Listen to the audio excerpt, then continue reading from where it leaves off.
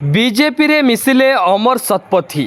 BJP रे अमर को मोदी देले बड़ दायित्व। लुचि छपी बीजेपी रे कहीं मिसिगले कि बाबू अमर। हाँ दर्शक बंधु, अमर शतपथी को नहीं एपरी किछि चर्चा एवं मुंड टेकिछि। बीजेपी रे आनुष्ठानिक भाव में सामिल होई नथिले मध्य अमर को जातीय स्तर में बड़ दायित्व देवे एवं सस्पेंस बढ़ाई।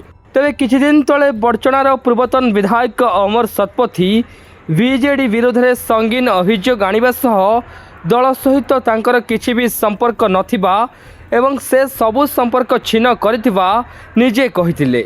आउ अमरंक एपरी मंतव्य पर से बीजेपी को जीवा नहीं चर्चा लगी रहिला।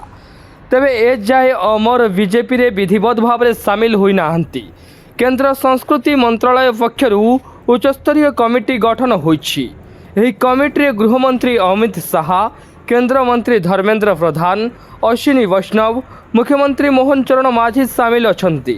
तेबे पूर्वतन बीजेडी विधायक अमर प्रसाद शतपथी एही कमिटी सामिल नहीं राज्य राजनीति में चर्चा जोर धरिछि। एने कहुछि जे खूब शीघ्र बीजेपी रे मिसी पारंती अमर प्रसाद शतपथी।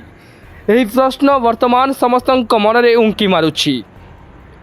किछि दिन पूर्व पूर्वतन बीजेडी विधायक अमर शतपथी बीजेडी सभ्य संग्रह अभियान को निजको दूरे रखिबा सह सदस्यता ग्रहण करि नथिले।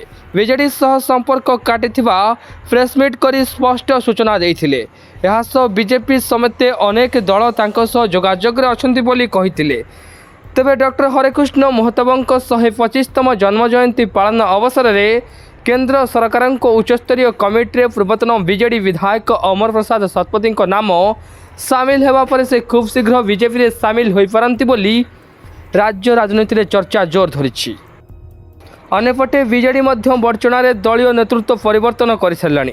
एवं बड़चणार अमरंक बदल में राजानारायण महापात्र बड़चणा बीजेडी नेतृत्व दायित्व में थिबा देखा मिली। एपरिक राजानारायण बड़चणार बीजेडी प्रचार प्रसार पर कार्य आरंभ कर सारे जो अमर को दल साइड कर एवं बीजेपी अमर को आपणाई नहीं स्पष्ट होईछि। तेबे देखा जाऊ आगकू अमर निष्पत्ति कौन होउछि एवं बीजेपी तांको राजनैतिक भविष्य केते उज्जवल होउछि ताहा देखिबाकू बाकी रहिला।